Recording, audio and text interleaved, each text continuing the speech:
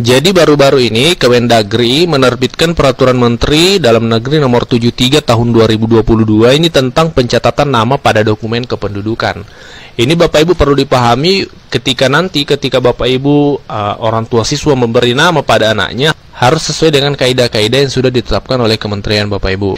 Yang pertama perlu kita pahami, pencatatan nama untuk di dokumen kependudukan ya, termasuk KK dan KTP, itu yang pertama harus mudah dibaca, tidak bermakna negatif dan tidak multitafsir.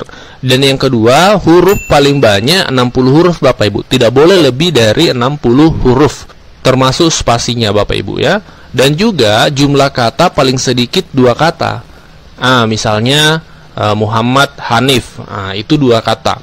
Tidak boleh misalnya Hanif saja, karena ini akan berpengaruh pada pengurusan dokumen-dokumen selanjutnya. Ketika Bapak Ibu anak-anak kita nanti mengurus misalnya paspor, itu minimal 2 kata. Jadi ketika Bapak Ibu atau orang tua siswa memberi nama untuk anak-anaknya diharapkan minimal 2 kata Bapak Ibu. Nah, pertanyaannya adalah pasti Bapak Ibu, bagaimana dengan yang sudah terlanjur 1 kata? Nanti akan kita bahas di peraturan ini juga dijelaskan secara detail. Silahkan disimak sampai tuntas Bapak Ibu ya. Dan selanjutnya di pasal 5 dijelaskan tentang tata cara pencatatan nama kependudukan dilarang. Yang pertama disingkat. Nah, tidak boleh disingkat Bapak Ibu. Misalnya Muhammad Hanif disingkat menjadi Muh Hanif. Itu tidak boleh Bapak Ibu. Dalam peraturan baru ini tidak boleh lagi disingkat. Jadi harus ditulis lengkap Muhammad Hanif seperti itu. Kemudian tidak menggunakan angka dan tanda baca. Jadi berarti selama ini dari Kemendagri memantau ada nama yang menggunakan angka ya dan tanda baca, itu tidak boleh. Kemudian yang selanjutnya dilarang juga mencantumkan gelar pendidikan dan keagamaan Bapak Ibu pada akta pencatatan sipil. Jadi ketika nantinya mengurus untuk dokumen kependudukan dilarang untuk mencantumkan gelar pendidikan SPD, SSOS, SE. Misalnya Muhammad Hanif SSOS itu tidak boleh. Cukup ditulis Muhammad Hanif seperti itu.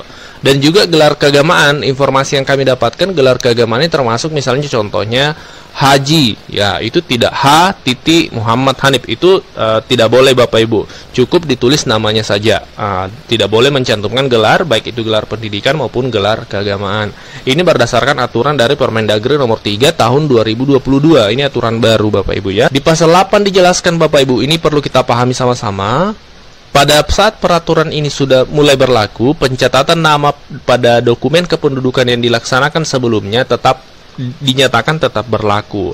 Artinya Bapak Ibu yang terlanjur misalnya menyingkat Muhammad jadi Muh ya, kemudian di KTP-nya ada gelar, itu tetap berlaku Bapak Ibu, karena aturan ini tidak berlaku surut. Artinya peraturan ini berlaku sejak tanggal ditetapkan, yaitu di tanggal 21 April 2022. Nah, peraturan ini sebenarnya diperuntukkan untuk anak-anak kita ke depan ya, cucu-cucu kita. Ketika kita memberi nama kepada anak-anak kita, itu harus mengikuti aturan-aturan tadi Bapak Ibu. Di antaranya mudah dibaca ya, jumlah huruf tidak boleh lebih dari 60 huruf ya. Kemudian paling sedikit 2 kata. Itu yang diharapkan.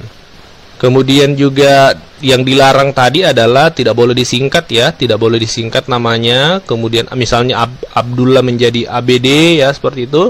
Kemudian tidak boleh menggunakan angka dan tanda baca, dan tidak boleh mencantumkan gelar pendidikan dan keagamaan. Ini info hari ini, silakan di-share kepada orang tua, kemudian rekan-rekan guru yang lain, supaya informasi ini diketahui dan bermanfaat untuk semua. Terima kasih dan Assalamualaikum warahmatullahi wabarakatuh.